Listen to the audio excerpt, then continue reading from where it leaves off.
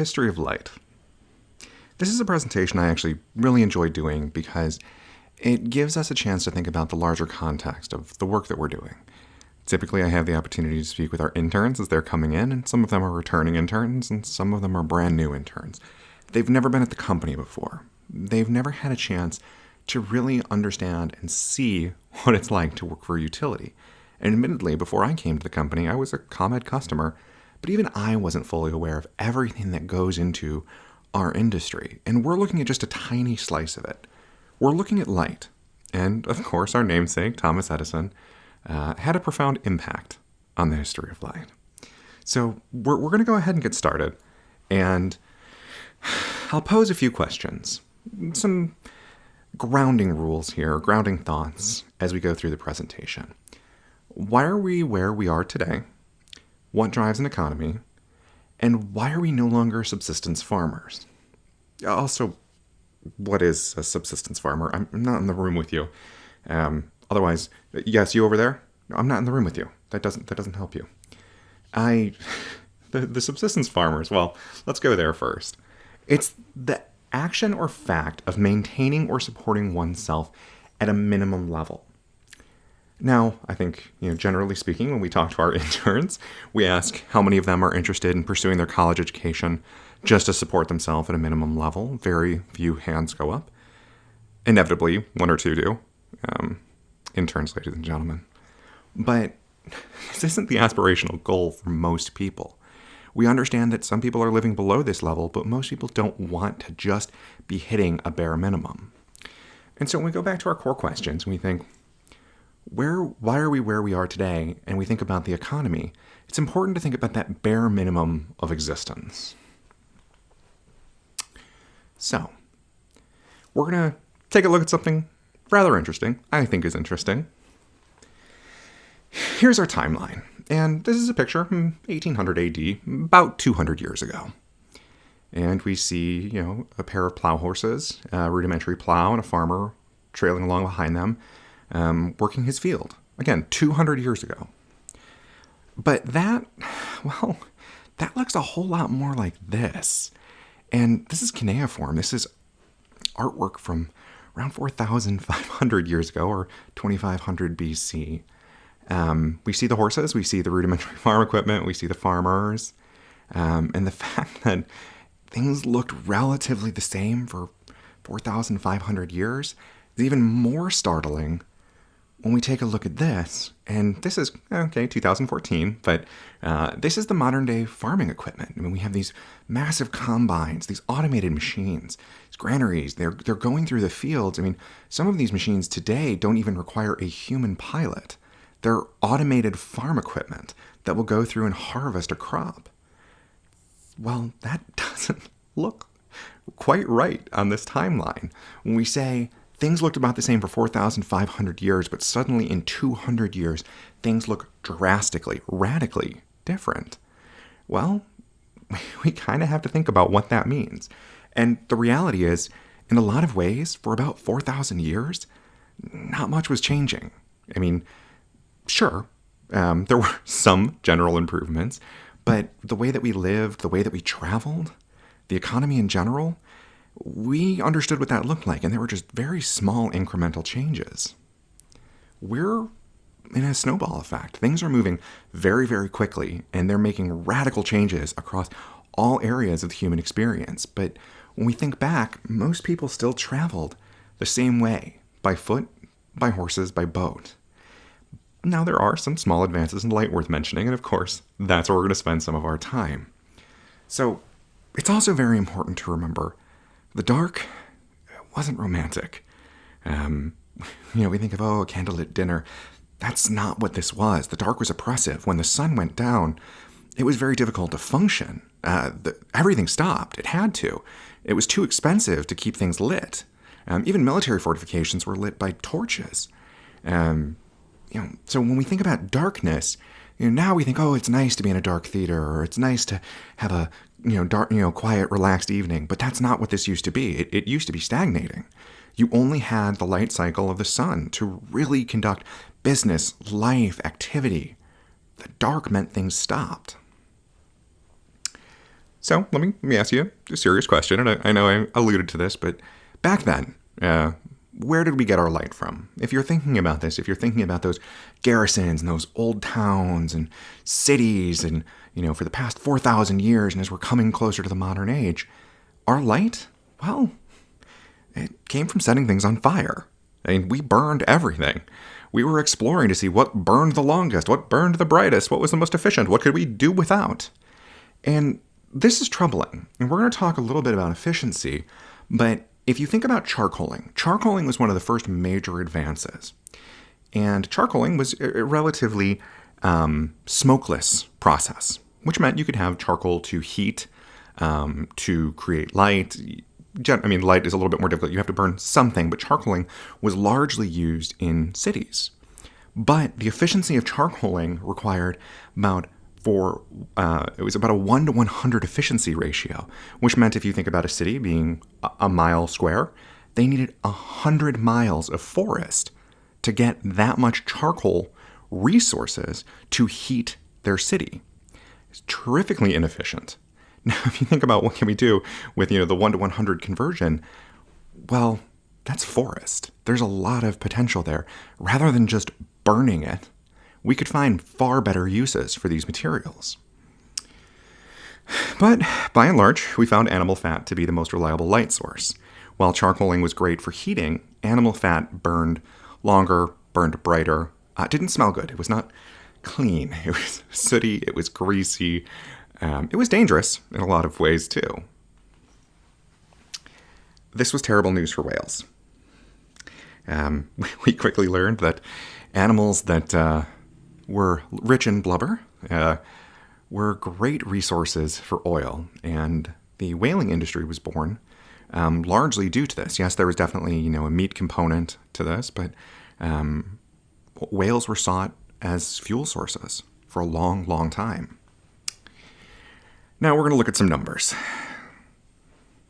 So, 2500 BC, 4,500 years ago, 1 day of work, 1 full day of labor, give you about 10 minutes worth of light. So if you work a full day, and again, this is directing all of your disposable income, not just your disposable income, all of your income, to light sources. A full day of work would give you about 10 minutes worth of light. If you spent your full day's wages, you could afford 10 minutes of light at night. Why would you do this? This again, the dark was not romantic. You couldn't afford to keep things lit during this time. It just didn't make sense. When the sun went down, you went to sleep. 10 minutes of light. I mean, I don't think anyone would make that exchange to say, I'm going to work an entire day just to have 10 minutes worth of this finite resource. Didn't really make sense. Now, when we get to the whale oil, about 600 or 1600 AD, 1 day of work, about 3,000 years later.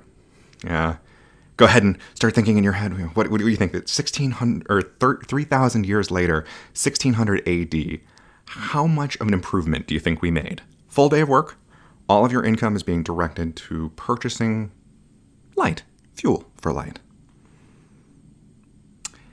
That's an hour, yeah. 3,000 years, it's a 600% increase, but it's 3,000 years to get an hour's worth of light. So you work a full day, all of your income can give you an hour's worth of light at night. Not practical. Not practical even in the slightest. Again, even in 1600 AD, most people would prefer not to light their homes. Larger communal areas may be lit. People may gather to them, but to light your home, it was still highly impractical, even with whale oil. So, then in the 1850s, we discover a miracle fuel. And discover, well, there's something about that. It's kerosene, right? Kerosene is discovered, and we have this new miracle fuel that allows us to burn bright lanterns for long periods of time. I think the whales definitely appreciated this innovation. But it took science, and this is a weird thing.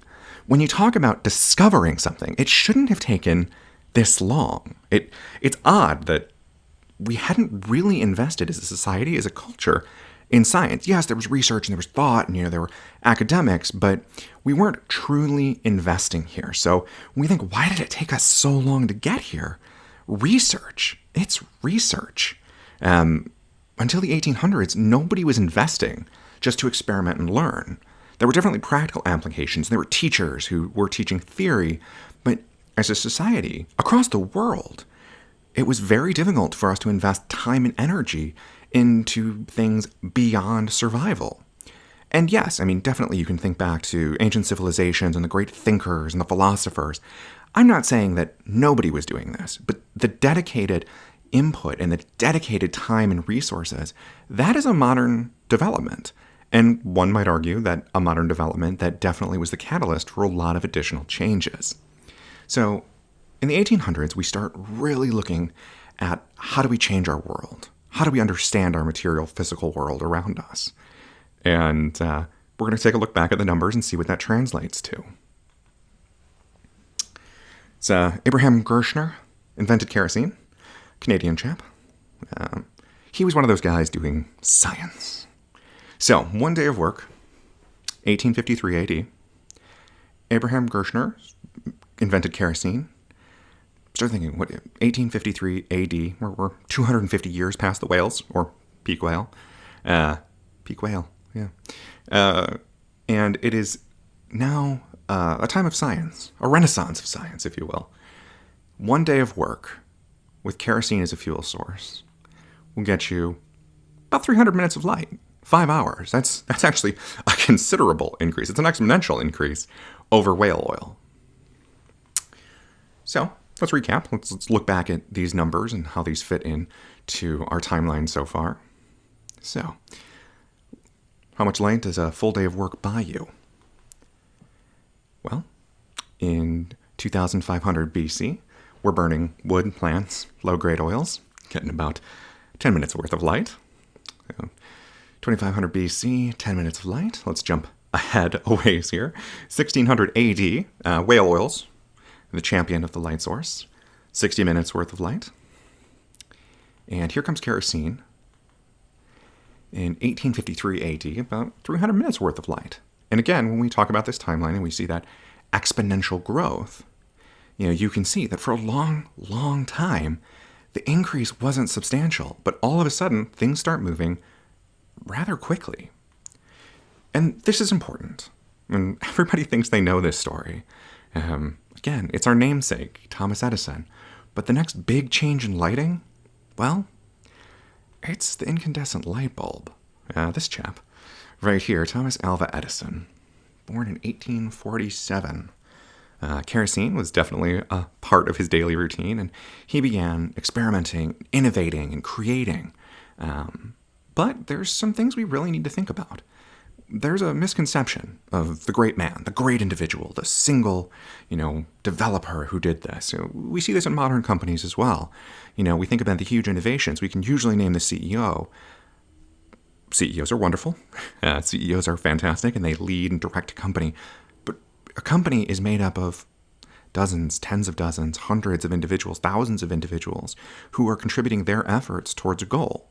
We remember Thomas Edison, and history has a pattern of remembering great figures. But it's really important that we think about the larger story here. So, Thomas Edison, you may have heard of him. He invents the incandescent light bulb in 1879, and that brings us pretty much to the modern day. Except he didn't invent the light bulb, and I cannot be more clear on this. Thomas Edison did not invent the light bulb. He innovated it.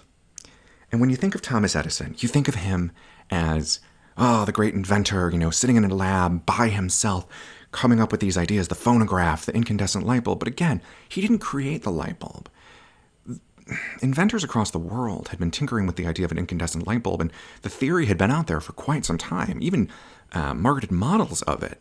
The problem was it burned out too quickly. It had to do with the vacuum seal on the bulb.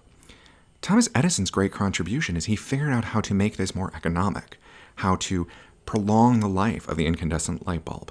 So he didn't invent it fundamentally. He refined it and innovated it so that it could be a truly useful product. And so when we think about him, we think about this man alone in his laboratory tinkering away and creating the future. We tend to see him alone. But The reality is, Thomas Edison thrived in group settings. When he invented the light bulb, he had 30 assistants. He was never by himself. They were all working on this with him. They were all running tests and prototypes. They were sitting there and tinkering right alongside Edison. His narrative is the one that we tend to remember, and I'm not saying that's wrong, but it's very important to put this into context and understand that very rarely, despite what our narratives say, does someone do something entirely by themselves. There's a support network there, and Thomas Edison understood this. So, the light bulb's great, but we're still missing a couple things here. A few things. Edison recognized that the light bulb didn't work without infrastructure. He had his assistants. He knew that what he was working on was not going to work by itself. And, of course, fundamentally, a light bulb by itself, well, doesn't do much good unless you have a power source. You need a power plant. You need a generation source to create the infrastructure.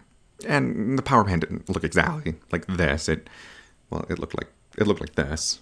This is the original power plant.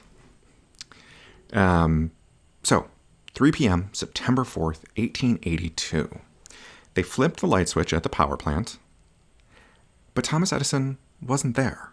And now, again, he built this infrastructure. He built this system. He built the commodities and the business. He built the light bulbs. He invented and pioneered and put all this together. Why wouldn't he be there to flip on the light switch? It seems like a crowning moment. The ribbon-cutting ceremony, flipping that switch and turning the lights on.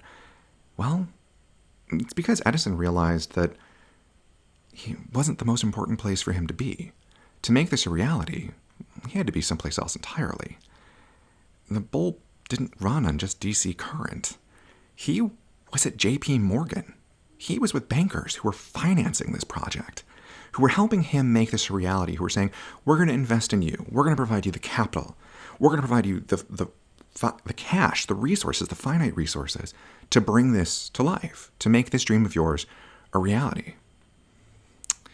See, Edison realized he needed funding, civic planning, electricians, mechanics, financiers, on and on. When we think about a company like ComEd, it can be easy to think, oh, our lines and wires. But our lines and wires aren't the whole story of our business. Of course they're not. We think about our regulators. We think about who's involved in all these different pieces. Human resources, big fan. I think human resources deserves a shout out. It helps engage our employees. We think about all these different pieces that it takes to run a functional business. Edison understood this. He wasn't there at the ribbon cutting ceremony. He wasn't there flipping the switch. He was sitting with the people who were making this possible. He understood how to build business relationships. He needed to understand his competition as well. And there is a wealth of history if you look into Thomas Edison, alternating current versus direct current, Tesla versus Edison. There's a lot to unpack there. He needed to understand his competition, see what others were doing. If he was going to build something and bring it to the modern world, he needed to understand the modern world. There are so many great ideas that come out that when they hit reality, well, the idea just doesn't quite stand up. He could not do this on his own. So we tend to think of Edison as the inventor, that lone man, that lone wolf out there, the great man, inventing, creating the future of the world, dragging the rest of the world with him in his vision. But we really should think of him as the collaborator or the innovator. And of course, in a culture like ComEd and a company like Exelon, we talk about innovation all the time. But it's really important to use this frame of perspective to understand what innovation means. Again, Edison was an innovator. That didn't mean he created the light bulb. We know the narrative, but he innovated it. Others had created these ideas. He explored. He looked at the competition. He saw what other people were doing. He said, here's how I can make this a little bit better. And he made it a little bit better. And he understood the business. And he said, here's how I can drive this business forward. And he drove that business forward. But he did so through partnership, through incremental changes, through small changes that eventually were a tidal wave that redefined society. So, Thomas Edison, kerosene, whale oil, where does this all get us? All right. So 2000 AD. Okay, I know. It's 2019. But 2000 AD, one day of work. Any guesses? Just hold that number in your head. Jump up and down really loud if you get this right. But one day of work. How much do you think we can afford in lighting? 2000 AD. Minutes of light, drumroll please. Around 1,200,000. That's a huge number. It's about $20,000. Now, I want to be very clear. This isn't about the year 2000. The year 2000, especially in office buildings, fluorescent light bulbs, pretty energy efficient, were widely available. However, it's important to take note that even in the past 20 years, 19 years, there have been some significant innovations. And those innovations have drastically changed even this landscape. Now, there's some debate. We were already pretty energy efficient when it came to lighting. We've definitely been able to drive that up as we moved from CFL bulbs to LED light bulbs. The one thing that we have to consider is there's a cost associated with LED bulbs in manufacturing. We're luckily on the cusp of that, where LED bulbs have come down to staggeringly low consumer prices. There are also some consumer reports out there and watch groups that have concerns that the manufacturing process, while they advertise LED light bulbs should be this energy efficient for 20 years, many of these light bulbs are expiring before the 20 years is met, so you're paying a premium for a product that may not last as long. And this is something that we address. And when we talk about innovation, every single day, there are engineers and researchers and companies out there thinking about how do we increase this product? How do we increase our yield, drive prices down, increase competition? How do we make sure that we can hit this goal? We know the technology is technically capable of hitting certain milestones. Let's make sure it's within reach of consumers. And that's so important. Once consumers have access to reliable sources of low energy lighting, they will of course adopt them. They won't even think about it. They won't miss incandescent bulbs that were more efficient at actually creating heat than light. LED bulbs are absolutely where we're headed, and this will likely change in our lifetimes as well. But as it stands right now, we're looking at some of those trade-offs, and once you've hit 20,000 hours of light affordable after one day of work, you're probably not thinking about how much it costs you just to light things.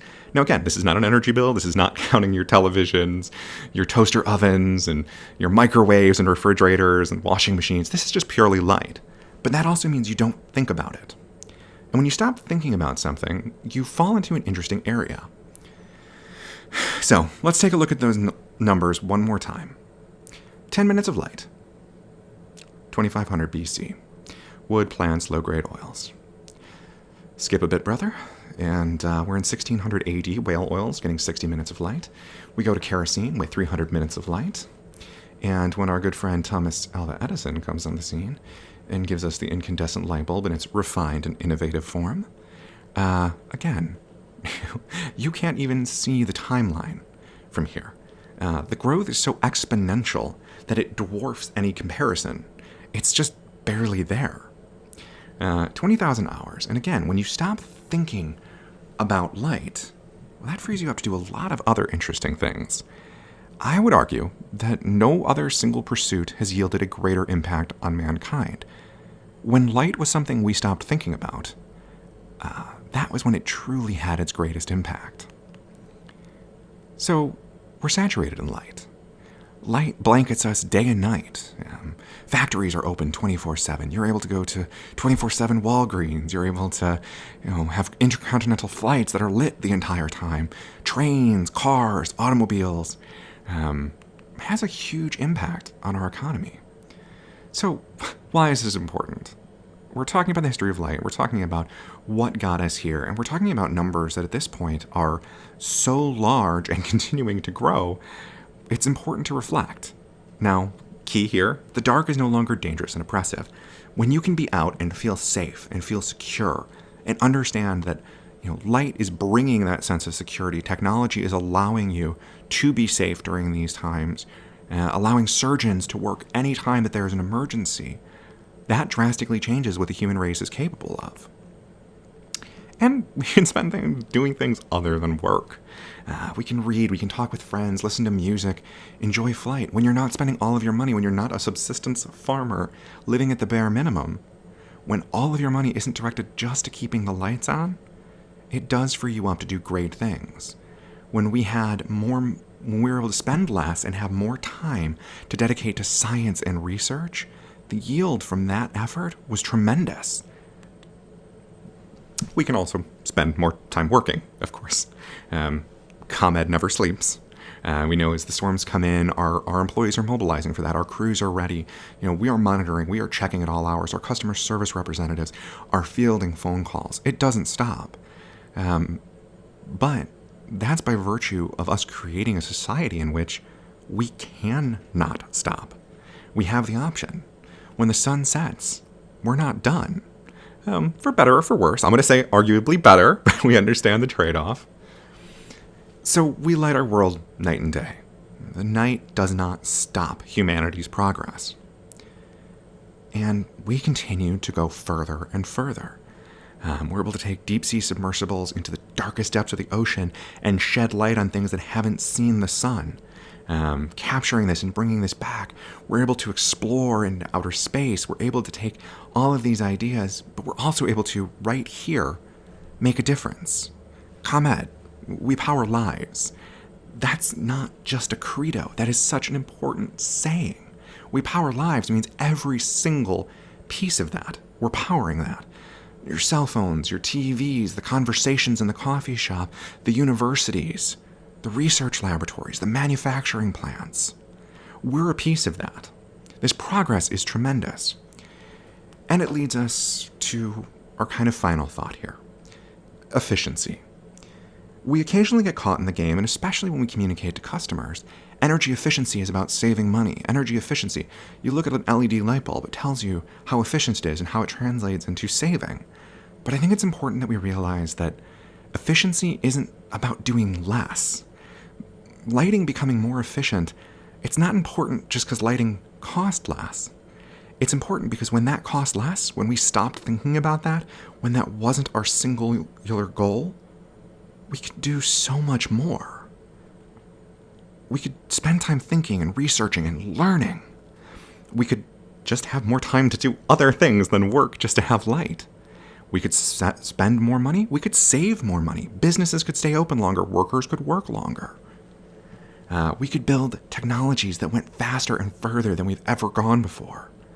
And when we think about the individual creating a network around them, life was no longer solely dedicated to the singular purpose of working to maintain your subsistence level. You could do more. You could experience a fuller life. You could make decisions that you no longer had to regret or feel like I am missing out in this moment. And it connected us with so many wonderful innovations. The cloud, our music is available at all times. We're able to troubleshoot and do work in locations we could never have thought of before.